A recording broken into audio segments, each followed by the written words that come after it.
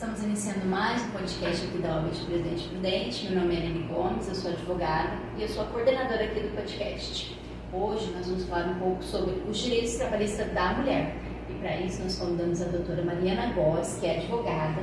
Ela atualmente está atuando na área trabalhista e ela vai falar um pouquinho para a gente sobre os direitos trabalhistas da mulher. Muito obrigada, doutora, por você ter aceitado o convite, por você ter disponibilizado seu tempo para estar aqui hoje com a gente. Desde já agradeço, doutora Aline, pelo convite e vamos falar um pouquinho aí dos direitos das mulheres, aproveitando aí esse mês de março que nós comemoramos essa data tão importante e significativa para as mulheres, né? Com certeza, doutora, muito obrigada, tá? Por você ter se disponibilizado. E se você quiser, você pode iniciar, pode falar, você trouxe alguns pontos, alguns tópicos para poder estar falando. Aí você pode falar e a gente vai bater um papo, durante o encontro. Sim. Então, para me apresentar, como a doutora já me apresentou, eu sou Mariana Góes, advogada trabalhista, atuo já há 13 anos como advogada nessa área trabalhista. E ao longo dessa área encontramos aí muitas mulheres que sofrem aí em relação aos direitos trabalhistas das mulheres. Mas assim, antes a gente, não só os direitos trabalhistas, mas eu gosto muito de trazer um enfoque, uma questão, quando a gente fala de mulheres, direitos, a gente tem que pensar na questão sistêmica também dos direitos das mulheres em si. Porque eu não sou aquela mulher, assim, nós vivemos num mundo e trabalhamos numa área muito masculina que genuinamente veio, de homens tradicionalmente. Mas eu não sou aquela mulher que me coloca como vítima, por exemplo, porque os homens aquilo. E quando a mulher tem essa postura, quer dizer que há uma criança machucada ali, há uma desordem. Então a gente também precisa estar bem para a gente poder ter direito aos nossos direitos, Então eu acho isso muito importante da gente levar em consideração também, porque eu trabalho muita questão sistêmica, eu pessoalmente trabalho muito questão sistêmica com os meus clientes, de conscientização ali, para que saiam de uma postura de vítima e que sejam protagonistas da sua vida. E se tivermos direitos para serem reivindicados, vamos buscar esses direitos. Até na semana passada estávamos no encontro de mulheres e eu trouxe uma consteladora e ela falou a seguinte questão que eu achei muito bonita e eu nunca tinha parado para pensar, que muitas vezes a gente chama as mulheres, por exemplo, de guerreiras, que isso como se fosse um elogio.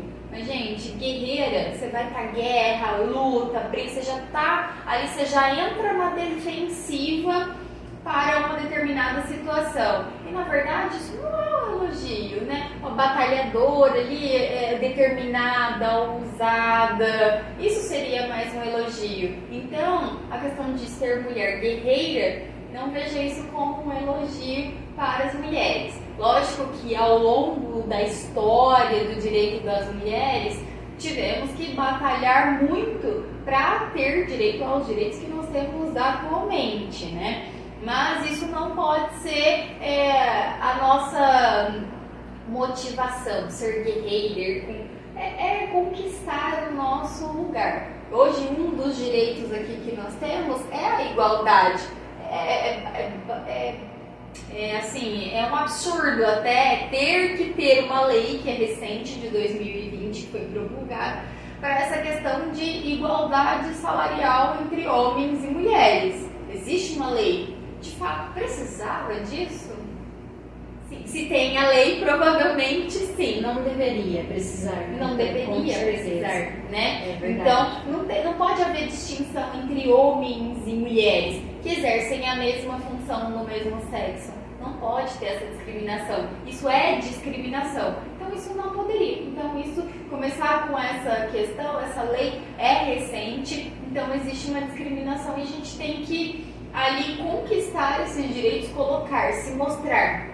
E quando a mulher está ali em um ambiente de trabalho, acredito que ela, mostrando o seu valor, quando ela vai com essa intenção de lutar, brigar, o ambiente já fica pesado, vai gerando uma somatização de doenças ali para a pessoa, vai gerando frustrações. Então tem que ser leve, tem que ser natural.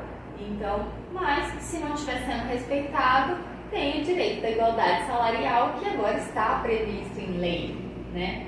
Também temos a questão da licença maternidade. A mulher tem direito à licença maternidade, e isso é de conhecimento. Mas pode ser, o que é o direito à licença maternidade? É um afastamento de 120 dias após o parto, ou pode ser antecipado até 30 dias antes ali do fim da gestação, para que ela possa ter direito ao afastamento e cuidar desse filho. Tem algumas empresas que elas são adeptas a situações fiscais lá, que elas conseguem ficar afastadas por até 6 meses. Por exemplo, no caso de bancos, quando as bancárias mulheres têm os seus bebês, eles ficam afastados por 6 meses. Então não são todas as empresas que têm isso, mas também é uma garantia que está na convenção coletiva. Então é sempre importante a gente olhar o que é a convenção coletiva. É o que está ali dentro do regramento daquela categoria de profissional. Como eu disse aqui, um exemplo, bancários. Na convenção coletiva dos bancários existe essa previsão de uma licença maternidade estendida para as mulheres de 6 meses. Então, além dos 120 dias, ela fica mais um tempo que totaliza 6 meses dessa licença. Entendi, perfeito. É interessante isso, né? Porque nem todas as profissões prevêem isso. Algumas pessoas podem entender errado, às vezes ver uma mulher, né, ficando 6 meses e fala, por que eu não tenho direito? Mas é porque vai depender muito da convenção, né? Isso, da categoria profissional. Por exemplo, a empregada doméstica vai ter esse direito? Não conheço a convenção coletiva das domésticas, mas provavelmente não tem essa enfermeiras. Tem esse direito? Não conheço, mas provavelmente não tem esse direito, porque está lá uma regra específica e própria da categoria. Eu sou enfermeira, tem que olhar se na sua convenção tem esse direito. Bancário. No bancário, posso afirmar que existe essa garantia a mais, né? É um plus do que está previsto na legislação que é ordinária, que é comum para todas as mulheres. Isso. Então, o que vale para todas é os 120 dias e, a depender da convenção, né, da categoria profissional, vai poder ter um pouco mais. O que não pode ter é menos. Porque se a lei fala, né, para todas, 120, todas têm direito. E caso a mulher, por exemplo, estou grávida, preciso me afastar do trabalho antes da licença maternidade. Se você tiver um atestado médico, provavelmente você vai ser encaminhado para o INSS para você se tratar, e a sua licença só vai acabar daí. São duas coisas distintas aqui, né? Que é a licença do INSS e depois a licença maternidade. E geralmente, se você precisar se afastar antes, o período de afastamento termina na data provável do parto, para daí começar a sua licença maternidade. E uma coisa muito importante aqui, que eu já recebi de ano passado, no final do ano, recebi alguns casos nesse sentido. A mulher está grávida, precisou se afastar do trabalho, foi para o INSS, o INSS não deu o benefício, mas ela não consegue se afastar ali pelo INSS, não pode voltar ao trabalho porque é uma gravidez de risco. O que acontece? Nessa situação, a empresa tem que arcar com os salários, ela não pode ficar sem receber salários. Então essa é uma questão muito importante que nós temos que alertar, porque chegou uma mulher ano passado no meu escritório com essa situação, que estava há 4 meses sem receber do INSS e sem receber da empresa. Não pode. Então, assim, de quem que foi o erro? Aí nós tivemos que notificar, a empresa acabou não precisando entrar com o processo, porque nós notificamos a empresa, olha, ela está no que nós chamamos de limbo jurídico. Então, envolve o direito trabalhista com o direito previdenciário ali, para garantir o salário dela, e a empresa voltou a pagar os salários dela enquanto ela não conseguia se afastar pelo INSS e não poderia retornar porque ela tinha um laudo de afastamento pelo médico dela. Muito interessante essa questão, né? Porque fica nessa questão do limbo, né? A empresa não paga, a INSS não paga e a pessoa fica como? A trabalhadora, né? Não podendo trabalhar também porque tem que se afastar do trabalho. Interessantíssimo, doutora. Isso acaba gerando um grande reflexo ali na vida financeira. A pessoa já está grávida, já está ali, não pode trabalhar, fica sem receber, né? Assim, tem que fazer o pré-natal ali. Que situação, né? E já tem as contas ordinárias, contas chegando, e o que vai fazer? Não pode. Se ela está empregada, se ela tem um empregador, é ônus do empregador fazer o pagamento desses salários enquanto não tem esse recebimento pelo INSS. Perfeito. Outra questão também que já chega muito no meu escritório é a mulher que ela foi mandada embora e descobre que está grávida. A mulher, ela tem direito à estabilidade. Sim. E aí, nesse caso, ela não sabia que estava grávida. Por exemplo, ela não sabia que estava grávida, porque também não pode, é proibido fazer o teste de gravidez no exame demissional, por exemplo, né? Isso é proibido. Tanto na admissão, quando a pessoa vai entrar na empresa, quando a pessoa desligada do trabalho, não pode haver solicitação do exame de gravidez para saber se ela está grávida para entrar, porque isso é uma discriminação contra a mulher, né? Isso é passível até de uma penalidade. Então não pode fazer isso. Então ela foi mandada embora. O aviso prévio foi indenizado, ou seja, quando a empresa manda a pessoa embora, a empresa escolhe se a pessoa vai cumprir o aviso prévio, se esse aviso prévio vai ser trabalhado ou se o aviso prévio vai ser indenizado. Né? Quem trabalha mais de um ano, trabalhou um ano, tem direito a 30 dias de aviso prévio. Mais de um ano vai aumentando 3 dias por ano de trabalho. Então a pessoa trabalhou lá 2 anos, ela tem um aviso prévio de 33 dias. Se ela foi mandada embora, hoje o aviso prévio foi indenizado, ela descobriu que está grávida, ainda que ultrapasse o prazo do aviso prévio, ela tem direito à reintegração, porque ela tem direito à estabilidade, ela não poderia ser demitida ali naquele prazo de estar grávida, mesmo que ultrapasse. Aconteceu no final do ano também uma situação, estamos com um caso nesse sentido. A mulher sequer sabia que ela tinha esse direito. Ela nos procurou, falou, olha, eu descobri que eu tô grávida. Isso, gente, já passou assim, que ela descobriu que ela tá grávida, ela ser mandada embora, passou-se mais de 3, 4 meses. Tá? Aí o que aconteceu? Fizemos uma notificação para a empresa, por ser uma empresa grande, a empresa determinou a reintegração dela ao trabalho e vai ter que fazer o pagamento dos salários atrasados. E caso não haja pagamento desses salários atrasados, nós vamos ter que entrar com uma medida judicial para poder fazer o pagamento desses salários. Interessante, ela nem sabia que tinha o direito, né? Ela nem foi sabia. ver o que daria para fazer nesse Sim, caso, né? será que eu tenho direito? E já aconteceu assim, não é a primeira situação. Teve uma outra situação de uma trabalhadora que eu atendia, nós íamos entrar com uma ação com alguns pedidos específicos lá, e daí no curso distribuiu o processo, doutora, você não acredita, estou grávida. E ela assistiu assim, foi um comentário, só assim, eu estou grávida, eu estava fazendo tratamento, eu estava tentando engravidar quando eu trabalhava e tal, fui mandada embora. Acredita que foi só sair daquele estresse que eu consegui engravidar? Eu falei, não, peraí, você tem direito, você tá dentro. Você engravidou quando? Ainda que engravidou depois, tá, gente? Se engravidou no curso do aviso prévio, como eu disse aqui, um exemplo, a pessoa trabalhou 2 anos, ela tem direito a 33 dias de aviso prévio. Esse aviso prévio foi indenizado, ela não trabalhou nesses 33 dias. Então ela saiu.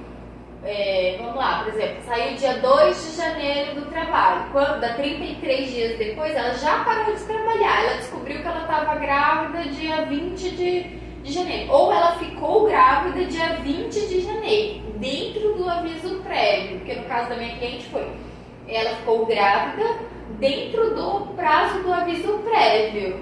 O que nós fizemos?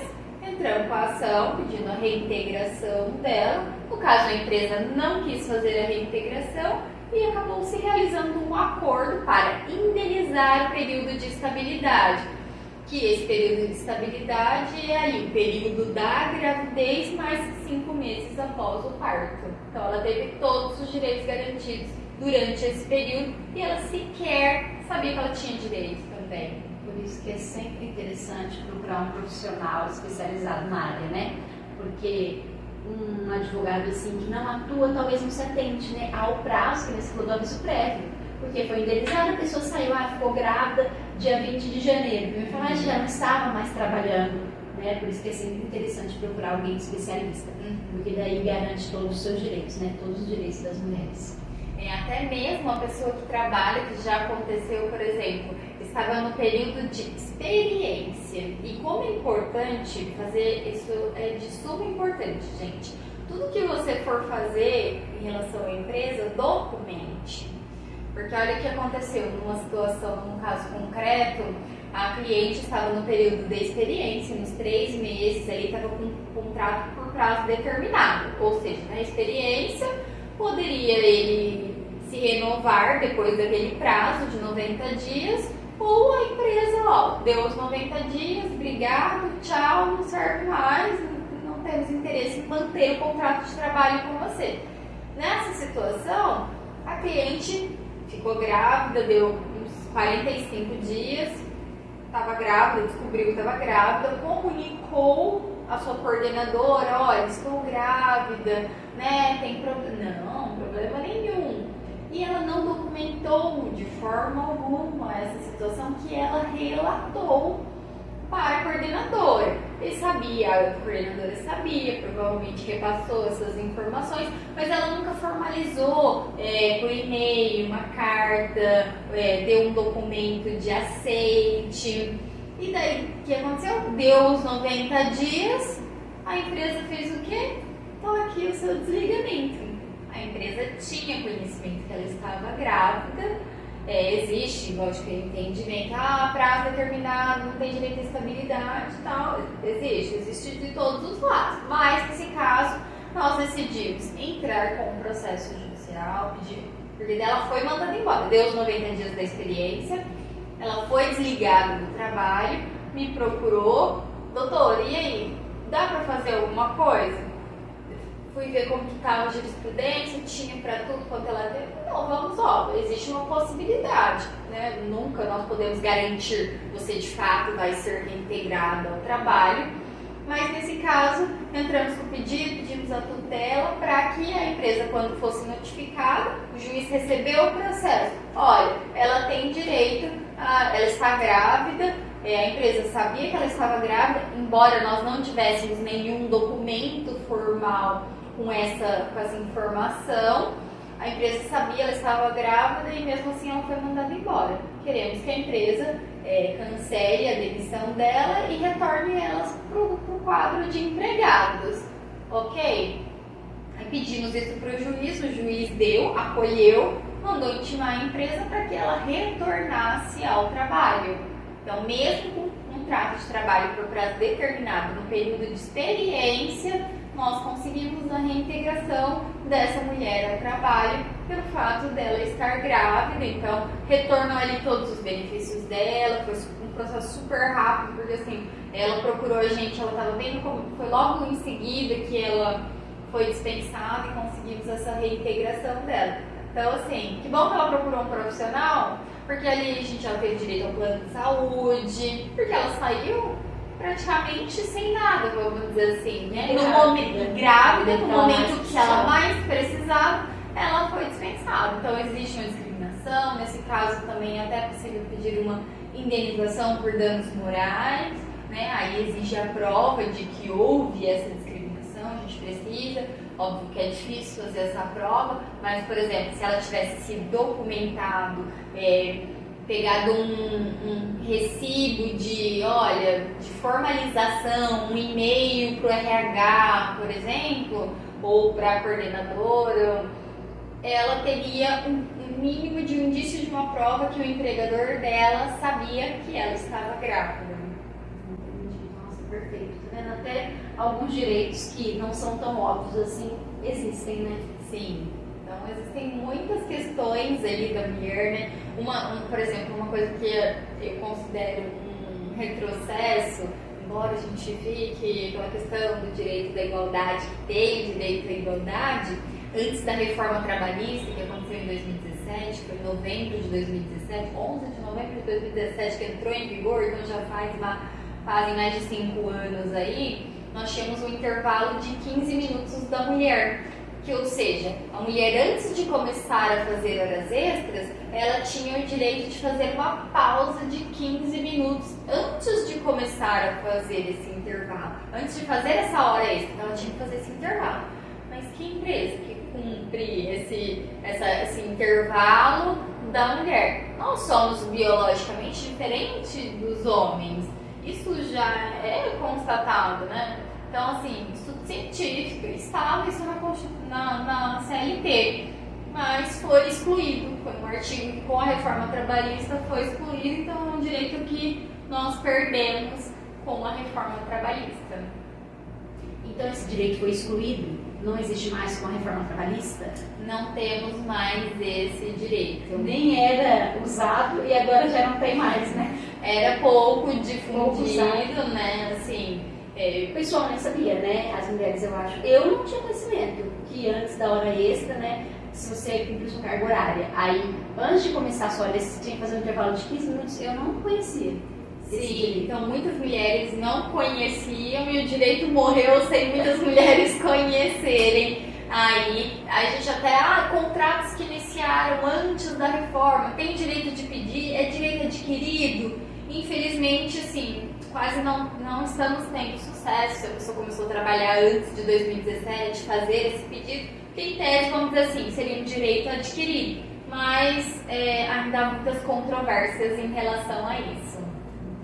A outra questão, já que nós estamos falando aqui de gestante, mulher, temos o direito ao intervalo de amamentação, que quando a mulher retorna da licença maternidade, ela tem um direito a um período de intervalo para que ela possa sair para amamentar o seu bebê. Então é um período ali, ó, de ter 2 intervalos de 30 minutos por dia para fins de amamentação, para que ela possa exercer o seu direito de amamentar o seu bebê. Ele pode ser 2 intervalos ou pode diminuir a carga horária, ela sair mais cedo para poder, para não ter a dificuldade. Além do intervalo para o almoço, refeição ali, ela tem esses 2 intervalos, ou ele pode ser também, se eu não me engano, tirado em dias. Quantos dias dá? Porque dela, se eu não me engano, é 30 dias, ó, nos 6 primeiros meses de vida da criança. Eu ia perguntar se tinha um prazo. Até os 6 primeiros meses de vida da criança tem esse direito. Então, aí tem algumas empresas e comissões que autorizam fazer o quê? Quantos minutos dá e diminuir, aumentar em dias esse período de afastamento da mulher do trabalho para que ela não saia. Então ela ficou, por exemplo, 120 dias, quantos meses faltam para 6 meses? Quantos dias dariam esses 30 minutos? E daí soma em dias, que daí ela fica afastada por mais tempo do trabalho. Aí quando ela voltar, ela já não poderia fazer. Aí ela não faria mais esse intervalo. Porque às vezes para algumas mães é inviável, né? Por causa que a criança tem que se locomover, a criança ou a mãe, e às vezes não dá tempo, né? Sim. Então, interessante essa questão, ter né? um período mais de afastamento e porque às vezes depende de ônibus, vai, tá na creche, então acaba inviabilizando o direito, né? Verdade. Doutora, e como que as mulheres podem fazer para poder preservar os seus direitos? Como eu disse aqui, as mulheres elas têm que se resguardar de que forma? Por exemplo, como eu disse aqui, uma comunicação de gravidez, comunicou, faça por documentação, entendeu? Se preserve dessa forma, está grávida, é uma empresa, tem um RH, formalize por meio de um e-mail, por exemplo, né? Hoje, na Justiça do Trabalho, o que prevalece é a prova oral. Não tenho nenhum documento, não consegui. Então, como você pode fazer essa prova? Por meio de testemunha. Mas se a gente tiver documentado alguma forma, alguma documentação, que seja uma gravação, que seja um e-mail, é importante. Tem uma discriminação ali de salário. Você sabe que seu colega é homem, faz a mesma função que você e ele recebe mais que você, né? vai ter uma reunião, teve uma reunião com o seu chefe ali para ver o que está acontecendo, exemplo, né? Depois dessa reunião, porque essa reunião provavelmente ela não vai ser gravada, vai ficar algo que disse que não me disse, talvez formalizar ali por e-mail. E talvez se houver uma dispensa depois, isso pode até ser caracterizado uma dispensa discriminatória, né? Então quando a gente conseguir, o que a gente conseguir por meios de documentos, vai no médico, pega um atestado. Então assim, tá amamentando, pega um atestado do médico que está em afastamento, está grávida, pede o laudo que está grávida, tem alguma restrição ao trabalho, estou grávida, vou ter que me afastar do trabalho, pede o laudo do médico, a gente pede para o médico escrever com letra legível, ou fazer pelo computador, porque assim, teve uma situação nossa, desses exemplos que eu dei aqui, que a letra do médico estava tão impossível, que daí o INSS fez análise documental, o INSS não entendeu o que estava escrito ali. Então, assim, de forma clara, quantos dias precisa de afastamento? Precisa estar expresso isso ali no atestado? Está grávida de quantas semanas? Faça ultrassom, faça a documentação, guarde, se preserve. Então, pequenas coisas que às vezes você não dá valor, foi no médico, não pegou um atestado, pegue um atestado. Né? Você está fazendo uma coisa que nós não abordamos aqui, mas questões psicológicas, psiquiátricas, ali, cobrança, assédio, precisou se afastar do trabalho, está influenciando no seu estado mental. Faça um acompanhamento médico, tanto psiquiátrico como psicológico, vai pedir um relatório, foi no psiquiatra, pede uma declaração de comparecimento, nem que não seja para você entregar no seu trabalho, mas se resguarde. Ninguém sabe o dia de amanhã, mas se resguarde, se preserve, vai no psicólogo, faça o acompanhamento. Se você faz o pagamento em dinheiro, pede o recibo dessa documentação. Então vai montando a sua pastinha, você nunca sabe o dia de amanhã e formalize, não só porque hoje é muito comum as conversas de WhatsApp. Obviamente nós usamos isso, mas aí pode até haver uma descredibilização em relação a esse tipo de prova, mas é importante formalização. Um e-mail ali, não vão alegar que aquilo ali é adulterado, por exemplo. Só nós, como advogados, sabemos a importância da prova, né? Porque pode ter a prova oral, mas se você tiver uma prova ali formalizada, um e-mail enviado, nossa, isso salva. Salva o processo, né? Pro advogado e principalmente pro cliente que precisa. Aquela mãe, né, que a gente está falando muito da questão, né, da maternidade, da licença, né, maternidade. Então, principalmente para ela, precisa tanto, né? E às vezes vê os seus direitos ceifados, né? Pela empresa que, principalmente empresas grandes, né, agem de uma forma mais automática, né? Sim. Então, depois só através de processo mesmo. Mas eu achei muito interessante que a doutora trouxe que muita coisa pode ser resolvida na via extrajudicial, né? Sim, interessantíssimo isso, né? As pessoas pensam, vou ter que entrar no processo contra a empresa. Existe essa parte que o advogado faz, o advogado trabalhista, de tentar extrajudicial, né? Primeiro conversando com a empresa, notificando e muitas vezes resolvendo o problema, né, doutora? Sim, hoje existe essa possibilidade de acordos extrajudiciais, faz uma notificação, agora nesse caso dessa cliente grávida, por meio de uma comunicação com a empresa, nós conseguimos que ela fosse reintegrada, está recebendo licença maternidade. Então, assim, menos um processo, menos um desgaste que foi evitado. Se precisar entrar no processo depois para receber esses atrasados, aumentar, mas garantir ali nessa emergência que ela está, ela vai conseguir receber da forma mais rápida possível. Sim. Que foi a lei judicial, porque o processo todo mundo sabe que demora. Então, essa via é muito boa e a gente deve sempre estar usando ela. E quando for possível, né, fazer os acordos, fazer tudo o que der para fazer ali. Eu acho muito interessante a via judicial. Gosto bastante pela celeridade. Sim, é maravilhoso, né? Ajuda todo mundo, cooperação, né? Partimos do princípio da cooperação. E depois, vai ter uma rescisão, a gente pode fazer uma homologação de acordo extrajudicial, uma rescisão por acordo, que é de comum acordo, não tem briga. Né? Processo, em tese, a gente vê que seria como se fosse uma briga, mas, na verdade, no acordo, isso pode ser levado à justiça, todo mundo se preserva, tanto a empresa quanto o empregado, com relação aos seus direitos. Exatamente. Doutora, eu queria agradecer. Muito obrigada por ter disponibilizado seu tempo para estar aqui hoje com a gente, tá bom? Eu que agradeço o convite, espero que vocês gostem, espero que possa ter contribuído aí de alguma forma com quem está assistindo. E assim nós encerramos mais um podcast.